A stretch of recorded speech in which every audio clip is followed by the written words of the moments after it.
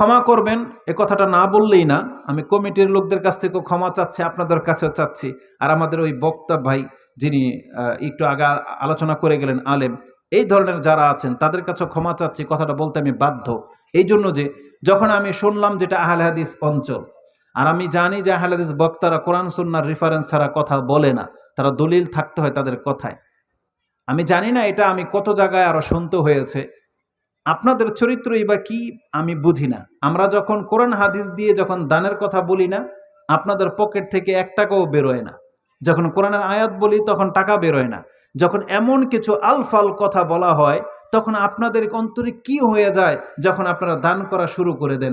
এই জন্য মানে আশ্চর্য লাগে যে নিজের উপরে নিজের এত দুঃখ হয় যে মনে হচ্ছে যে না, আমরাই হলাম ব্যর্থ, যে আমরা ব্যর্থ আসলে, যে কোরআন হাদিসের কোনো কদর আপনাদের মধ্যে নাই, আলফাল কথার যত কদর আপনাদের কাছে আছে।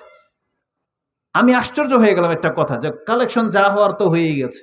এই যে যে কিছুক্ষণ কথা বলা হলো না, যে 1000 টাকা দিল আল্লাহ তাকে কোরআনের 15 পারার বন্ধু বানিয়ে দাও, 1000 টাকা আল্লাহ তাকে 16 পারার বন্ধু বানিয়ে দাও, হাসরের মাঠে তাকে 27 পারার সঙ্গী করে উঠাও, এ কথার কোনো ভিত্তি আছে? বলেন। যারা দান করছেন এই 30 পারার সাথে উঠবেন, কি বুঝাইতে চাইলেন? তার মানে আপনি বুঝাইতে চাইলেন আমি তো কোরআন পড়ি না, আর কোরআনকে তো আমার সঙ্গী করে কিয়ামতের মাঠে উঠতেই হবে, তাহলে আমি 1000 টাকা দিয়ে 30 পারাটা কিনে নিলাম। এই সেন্সে দিয়েছেন 1000 টাকা। জীবনে কোনোদিন কোরআনের সঙ্গী হইতে পারবেন আপনি? আপনি কি জানেন কোরআনের সঙ্গী হওয়া মানে কি? আপনি 1 কোটি টাকা দিলে কোরআনের সঙ্গী হইতে পারবেন?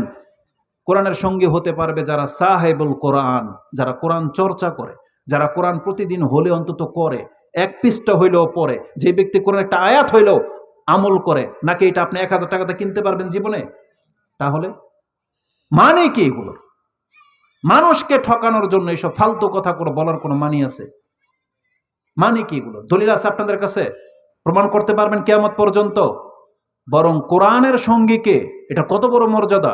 ইমাম ইবনে মাজাহ তিনি তার মুকাদ্দমার মধ্যে এনেছেন, রাসূলুল্লাহ সাল্লাল্লাহু আলাইহি সাল্লাম বলেছেন, আপনি চাইলে ক্ষমতা থাকলে অ্যাপস করেন, আপনি নাম্বার সহ বলতেছি। 215 নম্বর হাদিসটা দেখেন তো কি আছে।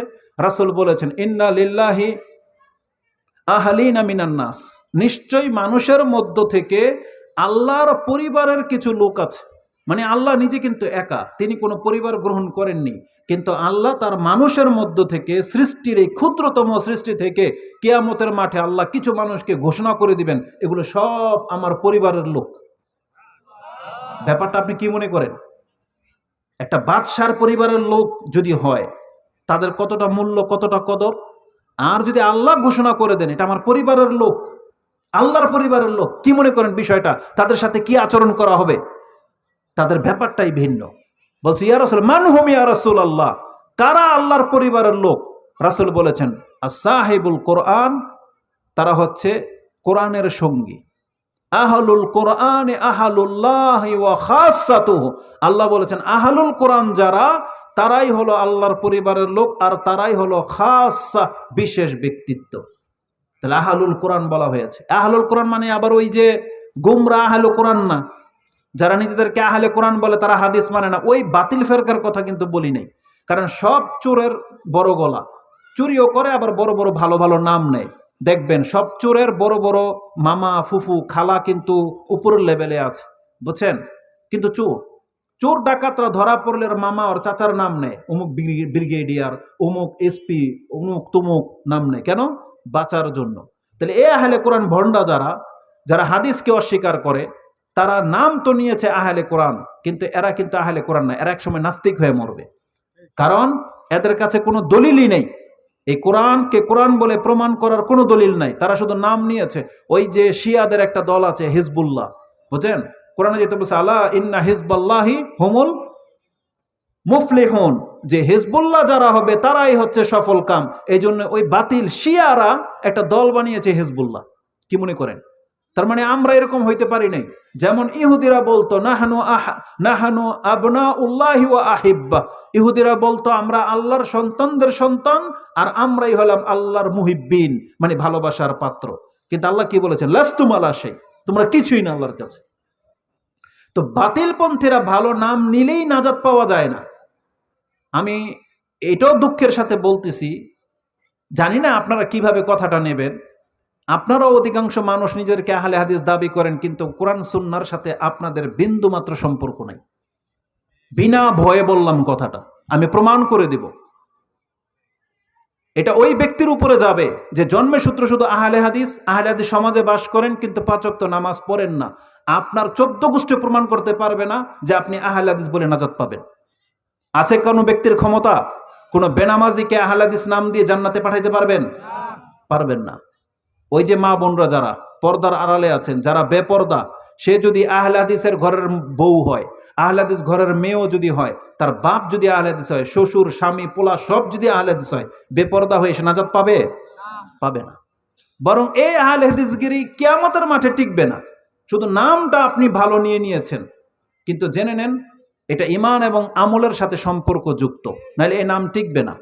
যেমন আরে আমরা মুসলিম, সবচেয়ে বড় পরিচয় না মুসলিম?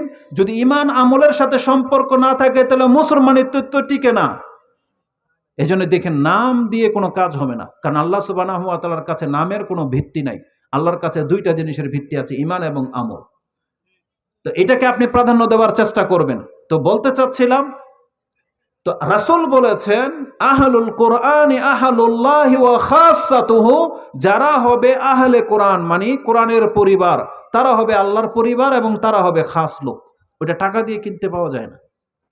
রাসূলুল্লাহ সাল্লাল্লাহু আলাইহি সাল্লাম বলেছেন আসাহিবুল কোরআন, তাদের মর্যাদা কি?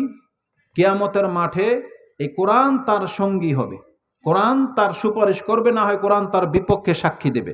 এই হাদিস কোথায় আছে? ইমাম মুসলিম রাহিমাহুল্লাহ তিনি তার তাহারাতের প্রথম হাদিস 422 নম্বরে পেয়ে যাবেন।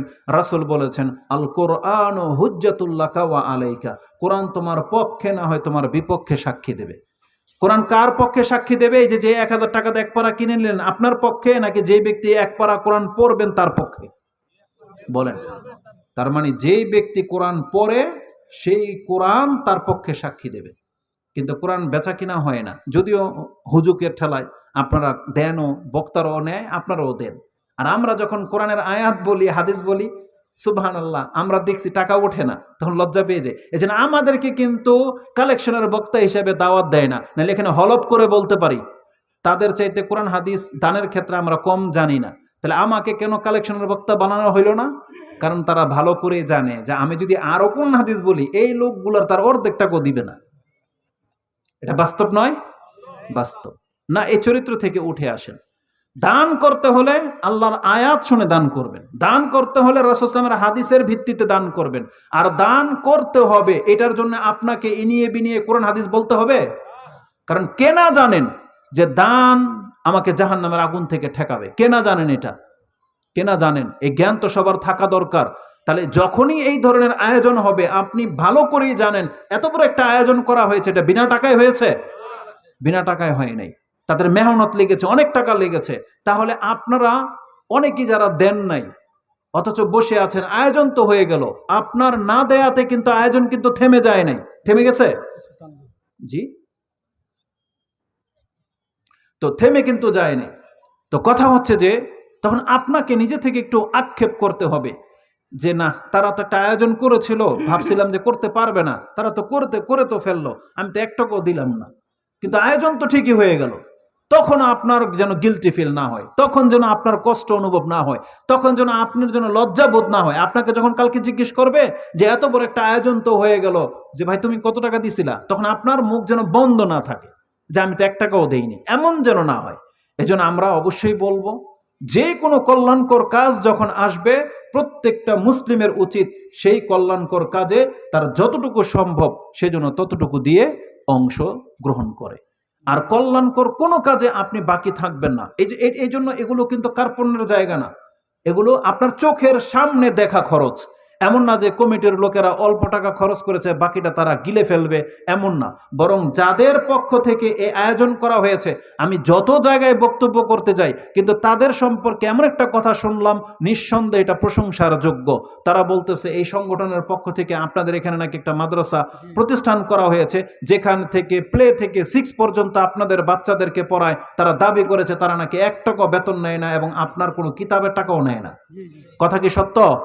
তাহলে সত্য হলে এই ধরনের লোকদেরকে দিতে আপনাদের কোনো কার্পণ্য করার কথা আমার তো মনে হয় না। আপনি কি মনে করেন আমরাও তো আমাদের বাচ্চাদেরকে পড়াই জানেন? শুধু খালি যে এসে পড়ে তাদেরকে পার বাচ্চার পিছনে ৩ থেকে ৪ হাজার টাকা মাসিক বেতন দিতে হয়। অমুক খাতার এই টাকা, ওই পরীক্ষার এই টাকা, এটার জন্য এই টাকা, এই অনুষ্ঠান এই টাকা, বুঝেন?